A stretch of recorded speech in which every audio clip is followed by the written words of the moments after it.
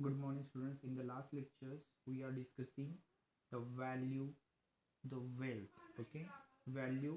There are two types of value: value in use and value in exchange. Value in use, the goods which has very useful, but we are not paying any economic or any monetary value for that one. That is called value in use. तो बहुत ही कोई भी goods या community जो बहुत useful है या उसमें बहुत यूज़फुलनेस है, लेकिन उसके लिए हम कोई भी मॉनेटरी वैल्यूज़ यानी पैसा नहीं देते, तो उसको कहा जाता है value in use. Just like sunshine.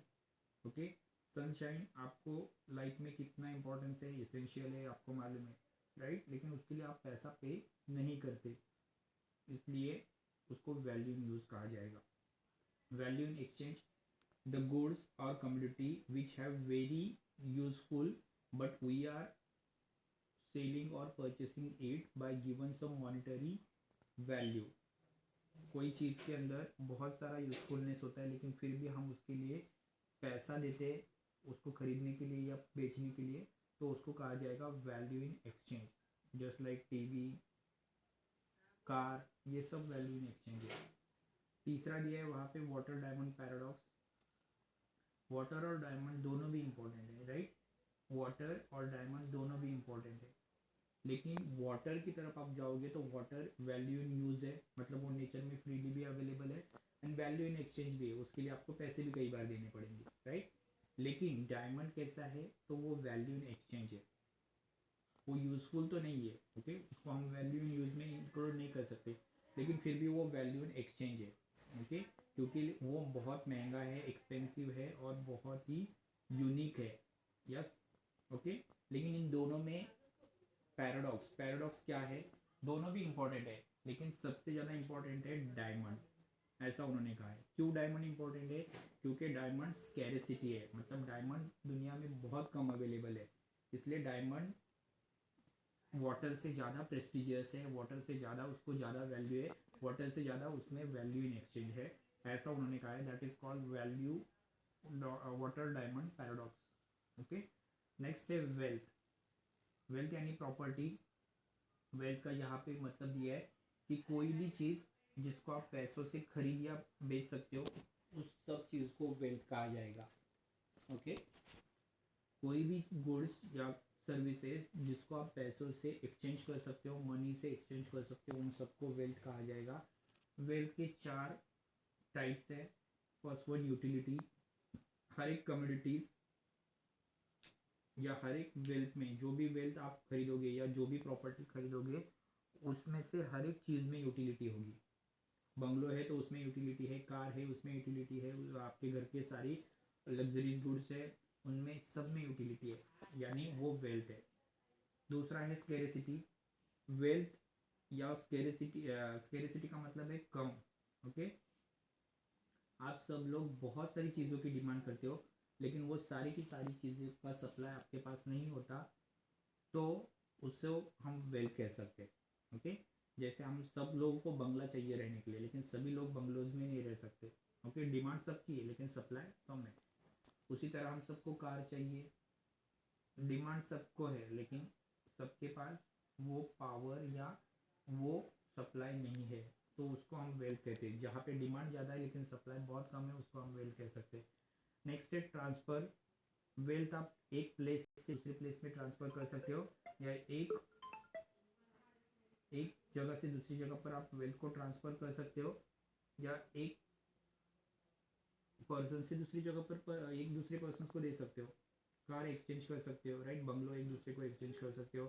तो जिन चीज़ों में ट्रांसफरबिलिटी होती है, मतलब एक दूसरे से दूसरे को ट्रांसफ़र किया जा सकता है, उन सारी चीज़ों को हम कह सकते हैं कि वो क्या है, उनमें ट्रांसफरबिलिटी है। ओके, नेक्स्ट है एक्सटर्नलिटी। जो चीज़ों का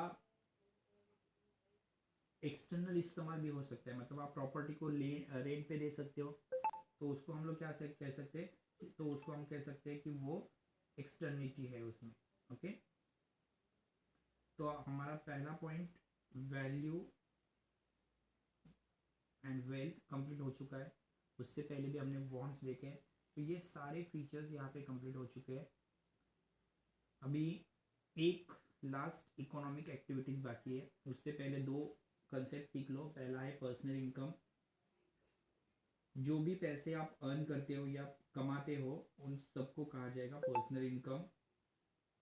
ओके, तो पर्सनल इनकम क्या होता है? जो भी पैसे आप अर्न करते हो या कमाते हो तो उन दो सभी पैसों को कहा जाएगा पर्सनल इनकम।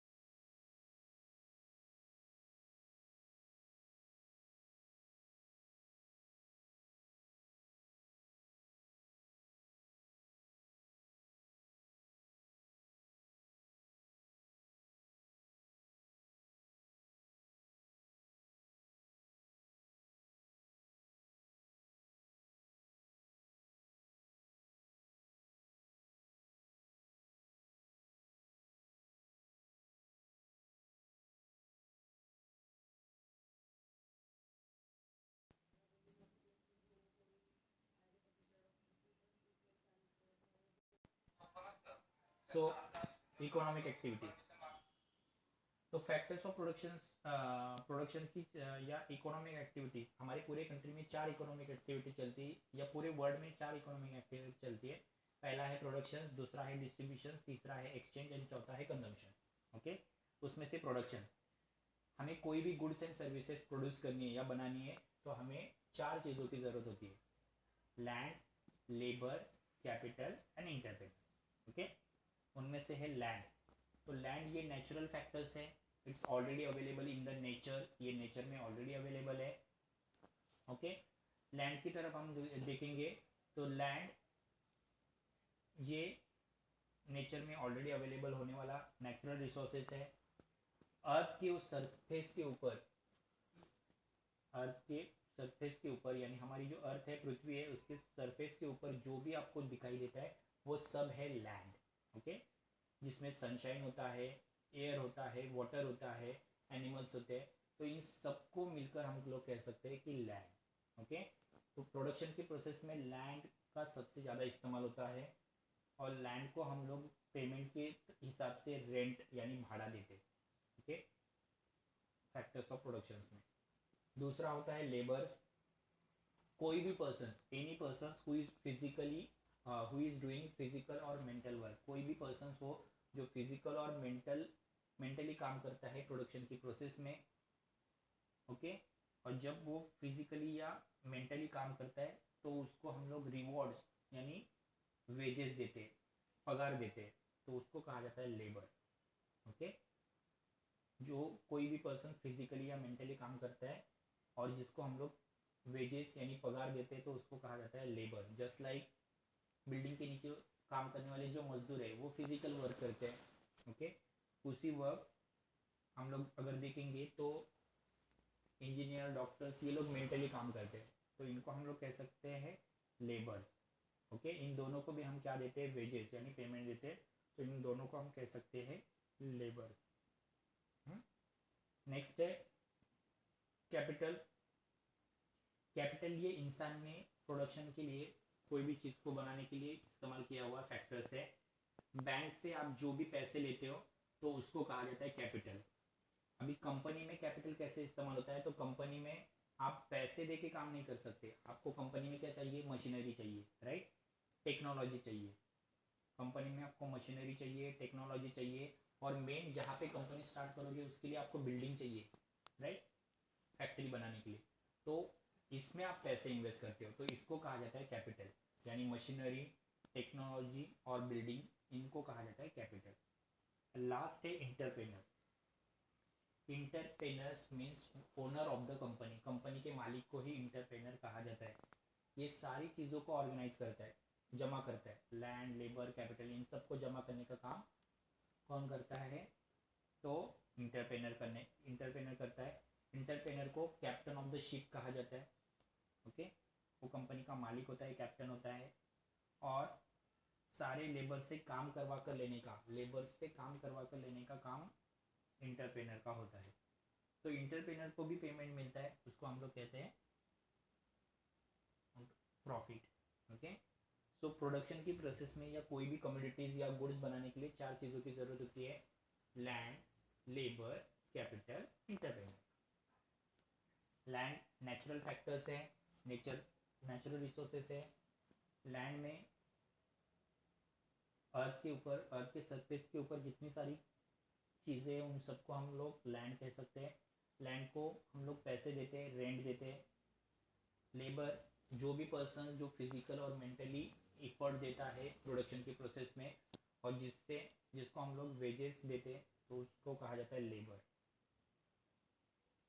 तीसरा है capital. Capital man made factors है। प्रोडक्शन के प्रोसेस में हम लोग कैपिटल यानी पैसा इन्वेस्टमेंट करते हैं। तो पैसा किस में इन्वेस्टमेंट करते हैं?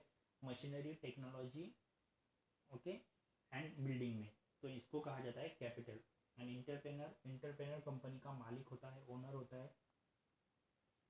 लेबर से काम करवाने का काम होता है इंटरप्रेनर का। तो इंटरप्रेनर को लास्ट में मिलता है प्रॉफिट। तो ये है फैक्टर्स ऑफ प्रोडक्शन। ये भी माइक्रो इकोनॉमिक्स का एक पार्ट है। नेक्स्ट है डिस्ट्रीब्यूशन। तो अभी कोई भी कमोडिटीज या गुड्स एंड सर्विस बनाने के लिए हमें क्या चाहिए? Factors of production, land, labour, capital, entrepreneur. अभी इन सबको जब हम पेमेंट देंगे तो ही वो काम करने वाले हैं। Okay, they are not work freely, so we it's compulsory to given some amount to them.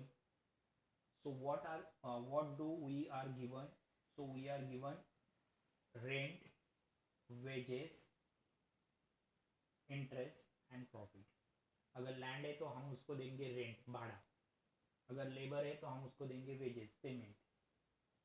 अगर वो कैपिटल है या बैंक से हुआ उठाया हुआ लोन है तो उसके लिए हमें पे करना पड़ेगा इंटरेस्ट।